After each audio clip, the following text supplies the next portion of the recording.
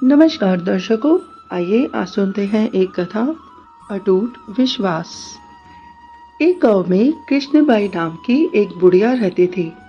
वह भगवान श्री कृष्ण की परम भक्त थी। वह एक झोपड़ी में रहती थी।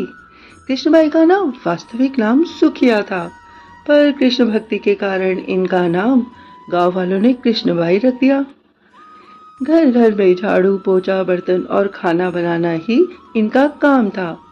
कृष्णबाई रोज फूलों की माला बनाकर दोनों समय श्री कृष्ण को पहनाती थी और घंटों कृष्ण जी से बातें करती थी। गांव के लोग यही सोचते थे कि बुढ़िया पागल है। एक रात श्री कृष्ण जी ने कृष्णाबाई को रात में स्वप्न में दर्शन दिए और कहा कि कृष्णाबाई का यहाँ पर बहुत बड़ा भूचाल आने वाला है, तुम ये गांव छोड़कर दूसरे गांव चली जाओ। अब क्या था, श्री कृष्ण का आदेश था, तो कृष्णबाई ने अपना सारा सामान इकट्ठा करना शुरू कर दिया और गांव वालों को बताया कि कल सपने में श्री कृष्ण आए थे और वह कह रहे थे कि कल प्रलय आने वाली है, तू गांव के पास वाले गांव में चली जा। पर लोगों ने कृष्णाबाई की बात पर विश्वास ही नहीं किया, क्योंकि लोग कृष्णाबाई को तो बूढ़ी पागल कहते थे, तो वह कहाँ कृष्णाबाई की बात मानने वाले थे। तो जब कृष्णाबाई ने कहा कि भाई मैंने सपने में देखा है कि इस गांव में भूचाल आने वाला है, तो लोग उसकी बात पर जोर जोर से ठाके लगाने लगे। इतने में कृष्णाबाई ने एक बैलगाड़ी मंगवाई। संयोग से जो बैलगाड़ी वाला था वह भी श्री कृष्ण जी का बहुत बड़ा भक्त था। किसी को भी कृष्णाबाई की बात पर विश्वास नहीं था, किंतु बैलगाड़ी वाले ने कहा कि हे माँ, मैं आपको दूसरे गांव में छोड़ आऊंगा। तो कृष्णाबाई ने अपने श्री कृष्ण जी की मूर्ति ली, अपना सारा सामान गठरी में बांधा और बैलगाड़ी में बैठ गई। और लोग कृष्णाबाई की मूर्खता पर हंसते रहे। कृष्णाबाई जाने लगी, बिल्कुल अपने गांव की सीमा पार अगले गांव में प्रवेश करने ही वाली थी कि उसे श्री कृष्ण की आवाज आई कि अरे ओ कृष्णाबाई, अरे अपनी झोपड़ी में से सुई धागा तो ले आ, तो मेरी माला किससे बनाएगी। बस ये सुनना था कि कृष्णाबाई बैलगाड़ी से उतरकर बदहवास झोपड़ी की तरफ भागने लगी। बैलगाड़ी वाले ने कहा कि अरे मैया, वापस गाड़ी में बैठ जाओ, मैं तुम्हें ले जाता हूँ।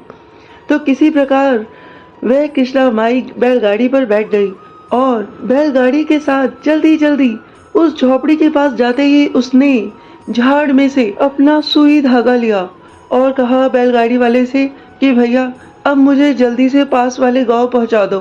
तो बस बैलगाड़ी वाला जल्दी जल्दी बैलगाड़ी चलाने लगा और वो दोनों ही पास वाले गांव में पहुंच गए। किंतु ये क्या, दोनों ने पलटकर देखा और उसी समय जैसे ही गांव की सीमा पार हुई, पूरा गांव धरती में समा गया, सब कुछ जलमग्न हो गया। गाड़ी वाला भी अटूट कृष्ण भक्त था। येन केन प्रकृण, भगवान ने उसकी भी रक्षा करने में कोई विलंब नहीं किया। दोस्तों, ये कथा तो यहीं पर संपूर्ण हो गई। हमने इस कथा से ये सीखा कि कृष्णाबाई का अटूट विश्वास कि उसके आत्मा से जो भी आवाज आ रही है वह श्री कृष्ण की ही आवाज है। तो जब श्री कृष्ण ने उससे कहा कि ये गांव डूबने वाला है, तो कृष्णाबाई ने अपने आत्मा की आवाज पर इतना विश्वास किया और सबको बताया, परंतु लोगों ने उसकी बात नहीं मानी। दोस्तों, क्या आप जानते हैं कि जो लोग भक्ति में लीन रहते हैं वे अपने मन पे काबू कर लेते हैं। ऐसा ही श्री कृष्ण ने गीता में कहा है कि हे अर्जुन, अपना मन मुझे अर्पित कर दे तो अपने कर्म भी मुझे ही समर्पित कर दे। जिस प्रकार जब हम अपना मन प्रभु को अर्पित कर देते हैं, अपने मन से कहते हैं बिल्कुल शांत हो जाओ और मन को बोलने का मौका नहीं देते, क्योंकि खाली समय में आपके अंदर बैठा मन आपसे बात करता रहता है, वह आपके शरीर को खाता ही रहता है।